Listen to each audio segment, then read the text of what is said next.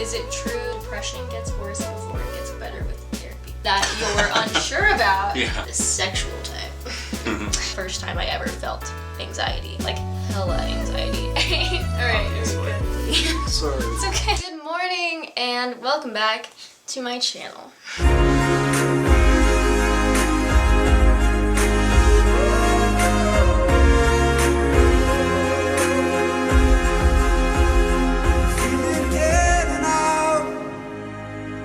I've been talking about mental health stuff on Instagram for a minute now. In some ways I think like this topic's totally oversaturated, but I guess you can't really talk enough about it. So before I really jump into it, I do want to give a shout out to Premium Jane for partnering with me on this video. Premium Jane is a CBD company, and CBD is one of the only tangible sources that I self-medicate with, I guess you would say. I'm gonna do like a little intermission actually halfway through the video and kind of talk about them a little bit because this is gonna be a pretty long video, I think. So what sparked this video is I actually, well, I've been very sad lately. No, I started going to therapy about 6 weeks ago. I'm loving it so much and I'm excited every time I go. Like, self-development is like my jam and I've just been loving the whole process. In this video as well, I'm going to talk about my story for hopefully about 10 minutes. I don't know how long this video is going to be. And I'm going to go down my little timeline, answer your questions, talk about Premium Jane, talk about depression, anxiety, therapy. I even have worksheets that I'm going to link in the description box from my therapist. And hopefully I'm not oversharing too much, but I really wanted to make this video special and not just talk about how I'm not sad. And I'm actually going to have Cameron come in here. In our 2.5 years of dating, or 3 years of dating, or however long we've been together, I haven't really had him on a video, and he has an exceptional like story and testimony, and I just fucking adore him, obviously. We're gonna eat some snacks, we're gonna talk about some feelings. It's gonna be good. I'm actually gonna look, because I just posted on my story that this was the last time people could ask questions, and then I didn't look at them. I gotta go to the last story. I'm gonna go down the timeline, and you guys are gonna see exactly what I was talking about and what made me decide to go to therapy. So here we go. The first time I really ever remember experiencing like a heavy bout of depression was when my dad got diagnosed with stage 4 cancer. And what happened is my first boyfriend broke up with me. I got kicked out of my house pretty much. So I went and slept on a couch in the middle of the desert in Las Vegas, Nevada for, I think it was a whole summer. Then my dad got diagnosed with cancer like a month after that. Yeah, like I'll even show videos and stuff. You know, like literally I've been out here for a year and a half making art, and I've just come to the conclusion that it's great, art's great, but you can only love it as much as you love yourself. You know, it doesn't love you back, not like people do. I wrote Note to Self during that time, and like if you listen to that song now after you hear what I'm gonna say, you're never gonna hear it the same. It was just a really sad time, and for me, my depression's not wanting to get out of bed and like feeling numb and that kind of thing. It's like crying episodes like all the time. I tell people I was going to the store or whatever, but really I was like driving and I was pulling off on the side of the road and calling my mom and like bawling my eyes out. It was like horrible. And that was the first time I really experienced some depression. I think that was months of that. And then I went through a really good year where I was living with my best friend Sam. You guys remember her. Sam and I are going on the road trip of a lifetime, and we made the best music video in existence.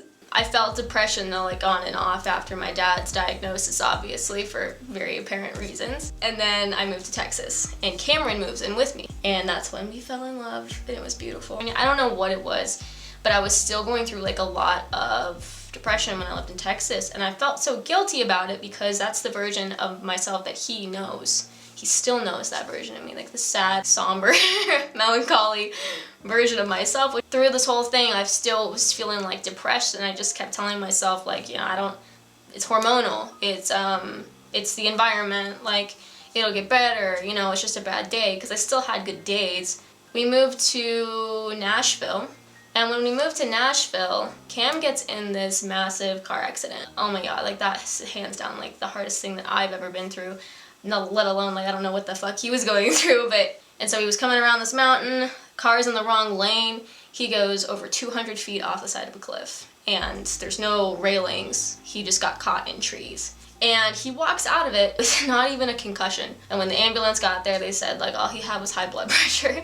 And then we got home, and even though he didn't have any physical damage, he started having these like seizures or passing out or blackouts. So like I'm still not really sure what they were, but he's 200 pounds, you know, fell on the floor. It's a really loud sound, and every time I thought he'd had like a stroke, I thought he was gonna be dead.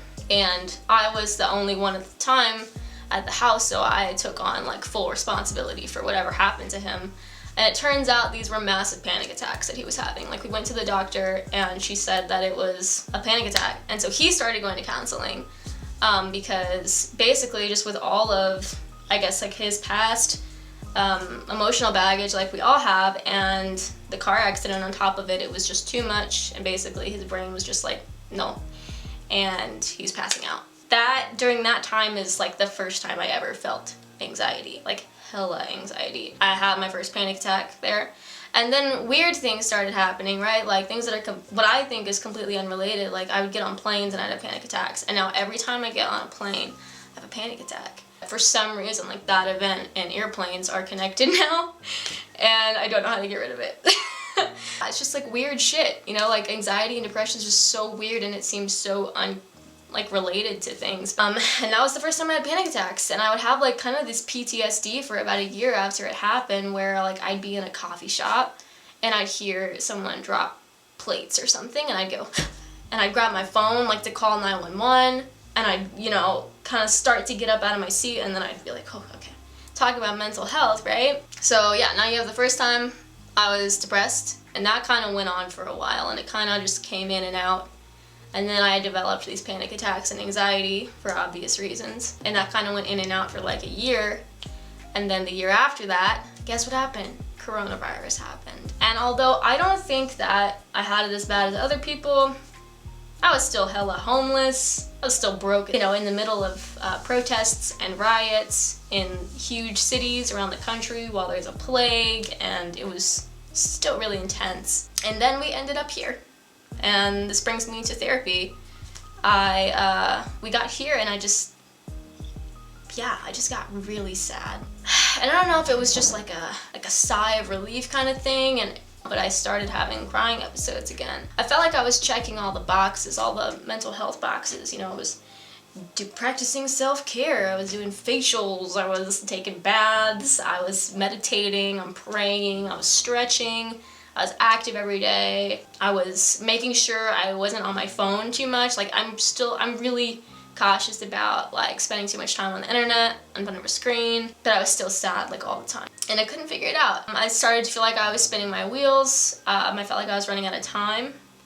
I felt like I was hopeless.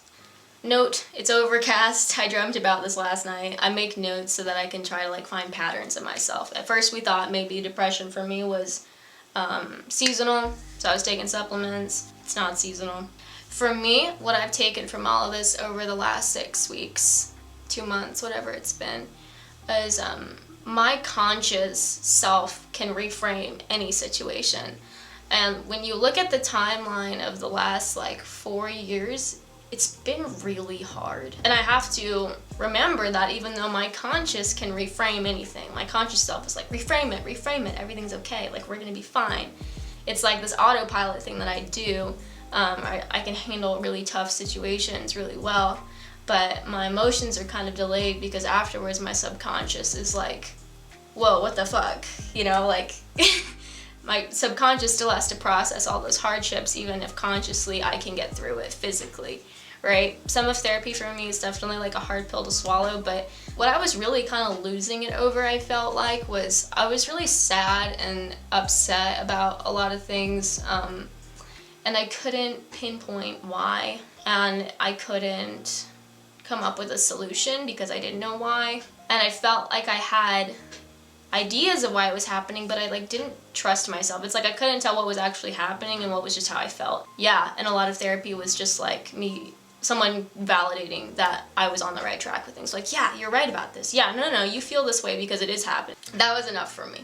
Like, I feel like I'm in control again, just knowing what was going on. It's definitely like an emotional process. Like, I've definitely cried during therapy before, but I like going when I'm more emotional because I'm not evaluating the situation. I'm just talking about it as it's happening. So one of the worksheets that I got, this is actually what I'm going to put in the description box for you guys, was called a values clarification. It's basically a list of values and you go through and you pick 8 to 10 of them in order, so like 1, 2, 3, 4, 5, in order of how important they are to you, and then you stand back and look at them. And for me, like, I took them to my therapist, and based on our previous conversations the last month, she was able to kind of pinpoint why certain things were important and what you can't have without the other. So like, I think my top 3 values were freedom, peace, and love. And based on our previous conversations, I couldn't have one without the other. And I felt like I hadn't had peace in such a long time that we went back and we were like, okay, so like, look where you are now. What don't you have here?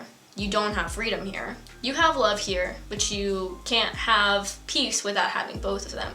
So I have to find a way to find freedom, or the feeling of freedom, while I'm where I'm at. So I left it there as a PDF so you guys could download it and give it a shot if you want to try it out. I just want to be like pretty open-ended about this video too, and say like, you know, everything's fluid. I'm gonna change, you're gonna change. And one of the questions was, how do you go from just having a bad day to saying I need help? And for me, the answer to that was that I was starting to normalize this version of myself. I started just thinking like, I guess I'm just a sad person. I guess I'm just melancholy a lot of the time. Like, and that's not true. That's not my highest self. You know, like, I identify myself as being bubbly and happy and funny.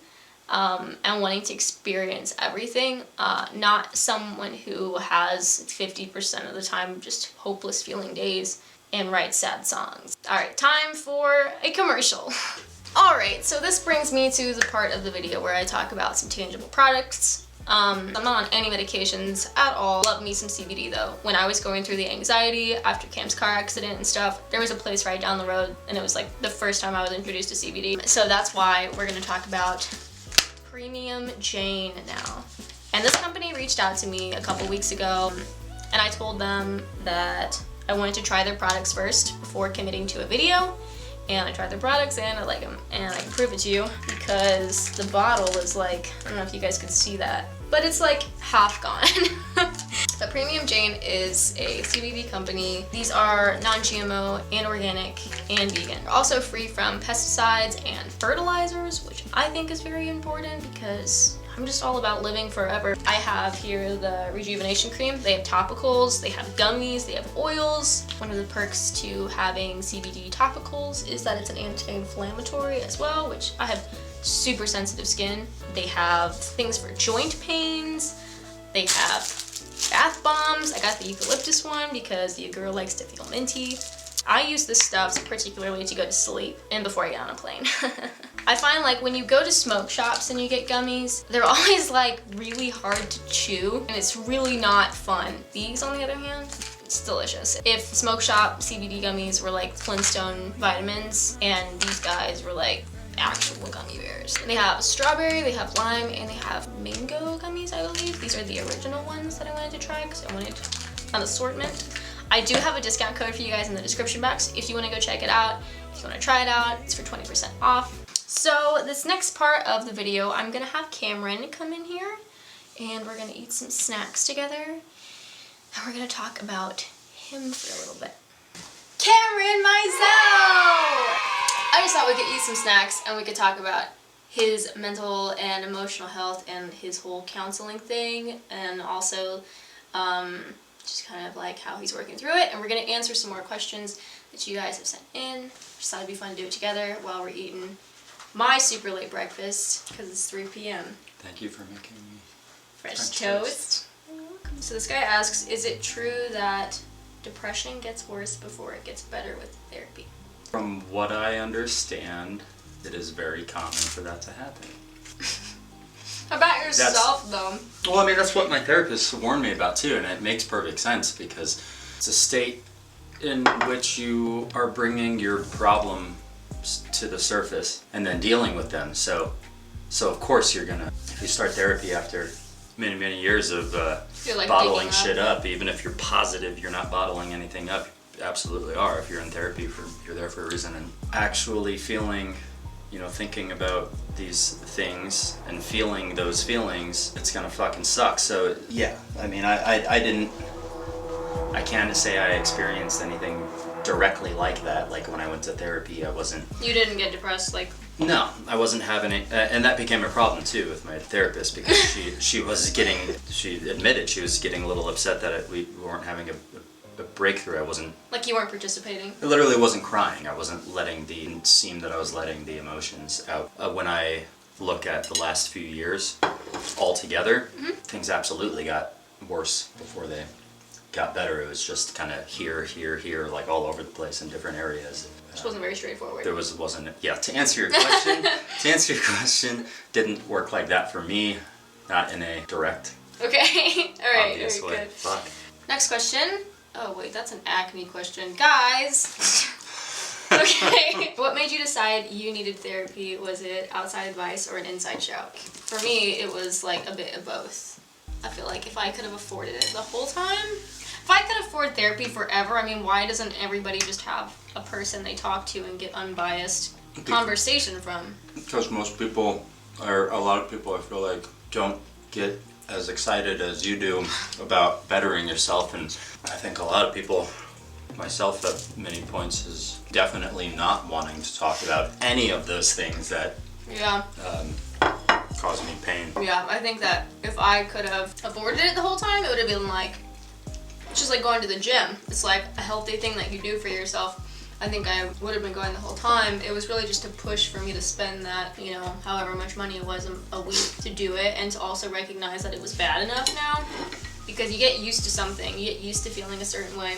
You have to remember how you are supposed to feel and not how you currently feel in order to, I think, see like an urgency behind it, maybe. It's common to see therapy as something you need to do to fix Like the past or whatever, but past traumas, like past traumas, things that have happened. But it's also like you should go to therapy just to fucking like be a better person. Is this cream cheese? Yeah, it is. That's so good. It's the pecan and honey cream cheese. I thought that you'd like it. Okay, how about, does social media ever affect your mental health? How do you balance it? Yeah, it has a huge effect because of all the things everybody already knows, all the negative aspects of Like social media. comparisons and stuff. And if you've ever seen like The Social Dilemma, documentaries like that, if you're in the thick of depression or addiction, the things that, or at least for me, the things that triggered me just going onto social media and seeing any of the people who have hurt me in the past, or maybe people enjoying things that when I'm enjoying anything when I'm in the thick of hating life and being upset. It looks like unrealistic and stuff. It just makes it even further away. Yeah, it's like makes you it feel even worse. And then you're just there alone with your social media. Well, like, how do you balance it then? Fucking therapy. Yeah, I feel like for me it's like I've really only picked up on the comparison thing in the last year probably. I don't think I ever got on Instagram, or I don't use Twitter or anything because I just feel like Twitter is a place to get news, and the news makes me really sad. Ignorance is bliss kind of thing. Facebook's kind of like a contact list. I really just use Instagram mostly, and YouTube obviously. Yeah, I feel like in the last year I've definitely started to compare myself, but because of the things that I talked about previously about running out of time and about not feeling like I can do the things that I want to do right now, or getting old too quickly because I'm so old. I'm a fetus and I don't even know it. Yeah, those sort of things, and then I get on and I see people that I look up to or inspire me, and instead of feeling inspired, sometimes I just feel disappointed in myself. I just make a point to post and get off, I do my job and I get off, and then with YouTube you can schedule posts, so I'll schedule stuff. For a while there when I was transitioning between music styles, I just stopped reading the comments because people were so mean and it was so frustrating to me. The annoying truth, or the real solution to that, is the therapy, is figuring out you gotta just have a good head on your shoulders to thick skin, healthy boundaries, and know it, and know what is happening. You gotta be in a healthy enough mental state or place in your life to know when you see some awful thing. It's like, oh, that doesn't matter at all. You have to be able to separate like your actual life from your social media life. Yeah, and really know that. Know the boundaries, and the only way you're gonna get there. Yeah, that's like metaphor for every situation in life. You know, The boundaries. The boundaries and. Oh, that goes back to what we were saying the other day though about God, what was it that we were talking about in the car? What were we talking about the other day? Oh, it was about like not sharing things or oversharing things that you're unsure about. Yeah. Yeah, because it's like for me, like I'm always going through stuff with like my image. That's a huge thing. Is like I grew up hella conservatively, and so like I was thinking about this morning. Like I think it kind of plagues me every day.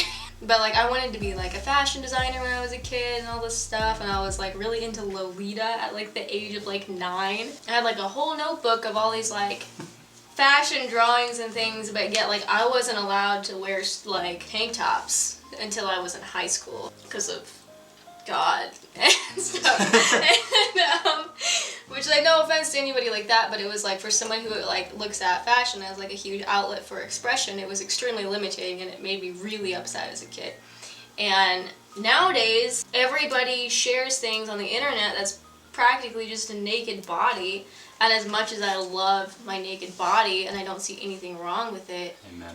I also don't see I also don't know if it's like a safe place to share that kind of thing on the internet because not everybody's on that same page, you know? Like, and so I'm unsure about that part of myself and like whether that's okay to do or not, and I'm not going to share it because anytime I get a comment on a photo that's like something I don't like and I'm unsure about it, it affects me. Whereas like I'm going to post this video, feel sure about everything we've talked about, and I'm not going to give a shit what anybody says in the comment section because I felt like I was like living my truth, so to speak. That's what we were talking about in the car the other day. Just that. Moving on. Sorry this is like extremely deep, but I don't really know how to talk about anything except for like dying, living, and like Bob's Burgers. If it's not a sense of humor, it's like, have you met God? You're just getting that one today, guys. Your story. Well, first let's start with like kind of your story, like a recap a little bit, and then like self-medicating, and then where we are now. Yeah. So well. Pretty. Live fast, die young kind of yes. Yeah. I've always been. So what am I trying to say? reckless. I've always been a little reckless. Yeah. My whole life, and I love experimenting. I was. What am I just wanted to know that you've had kind of some rough shit. Yeah, I'm trying to think of a way. Everything's cool now. Yeah.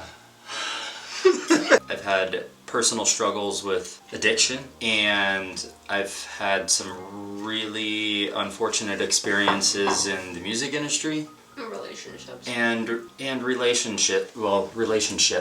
A few years ago, all of those things came together at the same time and kicked my ass simultaneously. And I simply put, just hit a point where I fucking snapped, and my body, I couldn't take it emotionally, physically. Something snapped, and I went into, like, I was in danger mode all the time. In every aspect of my life, there was a huge threat. I was being lied to, and I was self-medicating. I was on autopilot mode.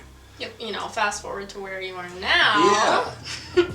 The good shit. Mm-hmm. Make sure it's still recording. Fast forward to where we are now, and it's been a motherfucking process. And therapy's just one piece of the puzzle, but it is an absolutely necessary piece of the puzzle. I was gonna say, because like I don't even feel like that was. No. I don't feel like therapy for you was like that monumental. It was just like making the decision and you being aware enough to make the decision was pretty monumental. Mm-hmm. But the therapy itself maybe wasn't. I don't know. I didn't dive in that far into therapy either. You know, it was the therapy part for me. In hindsight, now is a step towards where I'm at now, and where I'm at now is like I'm just like. I just see goals and like I'm just going up, you know.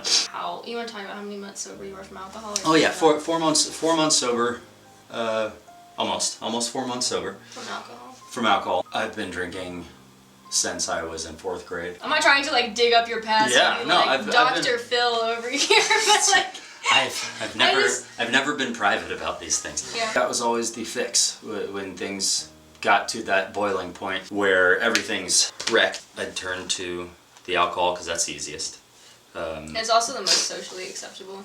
Yeah. When I've talked about like my eating disorders and stuff in the past, it's always like I always think about how like unsocial of a disorder it is, whereas like alcohol is hugely social. Like Totally. you can go out and get trash with your buddies. Fucked up. Yeah. Whereas like nobody ever like gets together and throws up in a room. Yeah. On a Friday night. Like that And you doesn't can like happen. see other people like see and other you're people out. justifying it constantly. And be like, wow, see you in the office Monday, I gotta go puke. And like, high five. Or like, yeah, there's like a camaraderie about it and stuff, which is like the thing that I think I like tried to drink, but it didn't work. I probably like drank a drink 9 times in my life, and like 2 drinks is drunk. It just didn't do it for me, I think, just because I've known so many people with alcohol issues that like now I drink and I have this awareness that is just too heavy to enjoy it, because I get self-conscious when I drink. I feel like I'm doing something wrong. because you are. I mean, kind of. See, and I don't know. Like, that's something to talk about, because I know... I don't even mean that, but... I just think all of my close friends have problems with it. You've had problems with it. Like, I have family members who've had really bad problems with it, and, like, they're usually catastrophic. So, it's kind of just, like, not worth, like, the one fun night. But I am always envious of people who have, like, that camaraderie. When you get together and you're like... Yo, bro, you remember that one night when I did that really dumb thing? Yeah. And like... For sure. and you all like laugh about it, and I'm just like... Yeah. You take all those guys, and we're all going through it. In my experience, just came together. All the things you hear are true. You know, you gotta be ready and understand why you're doing it. And for me, the second I was beginning to come out of depression, I started appreciating everything more and realizing how much I would miss certain things. Now I'm just like, I need to like find every way possible that I can be really good in my body so I can experience these things for as long as possible. Whereas before, just because of mental health and all these horrible things happen, it's like I want to burn and everyone to burn with me, you know? Yeah, we have like the rooftop right now, and like every morning we basically go lay up there and like we're like naked and shit, and we just talk about life like a lot. We were up there the other day talking about how like your body is a ship. You gotta take good care of your body, like it's a vehicle, you know, and if you're gonna have it for a long time, and the older it gets, the more problems we're gonna run into. But if you take care of it for the most part your whole life, you know, you're gonna live longer and shit, so. If you think about addiction as this thing you can't help but to do, that throw your body into discomfort, to say it lightly, and your body starts craving the discomfort, like all of it, like it's reacting to a regimen. Yeah. And the compulsivity of it. Yep, and part of the regimen is the pain, and like you got me on on a good workout regimen. It was super super shitty at first, but like once just like all the things that you're making better decisions on, you're going to therapy, or you went to therapy, you felt you have tools now, all these things, you start adding them together. And then for me, I started, you know, if I can't have all this alcohol to, you know, give me some relief and make me feel like absolute shit, then what are some other things that make my body feel like shit, or that are painful. Comparable to it. Yeah, and just like that kind of another common thing people say is the train your brain thing, and it's like that was totally a thing. It's like the harder I fucking work out, it really hurts, but it's like good for you. Yeah. So which sounds so like G-rated too, being like go for a walk, you know, like. You know, process of elimination, one thing at a time. Because like I've done enough videos on like eating disorders and stuff, you guys have seen how that's gone. We've talked about this before too, like when you stop doing something, even if you say it's cold turkey, it always ends up being gradual. Yeah. Which is also true. I can't tell you how many times I've tried to gradually stop something. I think it just has to do with like setting the bar higher than you think you can achieve it, and then you land somewhere better. And once you start landing those things though, I'm hooked on quitting bad things for my body. Like I'm hooked on the feeling of like, fuck yeah, knock that one out. When you get hooked on that excitement of accomplishing those little things, that you just start doing them more. And I think that's why there's. I will say another thing. Okay, so I told you guys about my therapy experience and stuff like in my video. Another thing though is like, so she started. We first started our therapy sessions looking at Enneagram types. Okay, so like I'm a type 7, the sexual type. No, I have an extremely low sex drive. Let's just put that out there. I don't know about that. Shut up. Yeah, but anyway, that's my type. So if you want to look at that Enneagram, you can literally read everything about me because it's to a T, and it's identical to my astrological sign too. And we looked up his, and it's like pretty damn spot on, right? Mm-hmm. Which one are you again? 5? 3. He's a 3. It's close enough. Like going down and like reading the tendencies of, and like what we're like in unhealthy places versus healthy places and stuff. Sounds really stupid, but you should try it, and I don't know, see if you feel connected to it in any way, shape, or form, because I felt like it was really useful. So spot on and It's like so helpful. It's like a cheat sheet for a human being. Yeah, it's great. Okay, I think that is probably all we need to talk about, right? Word. Okay. Well, thanks for staying for my video and for this chat and stuff. I'm gonna leave that PDF for the values clarification in the description box, along with the discount code for CBD. And that's it. Bye. Hell yeah. Watch it like not be recording anymore.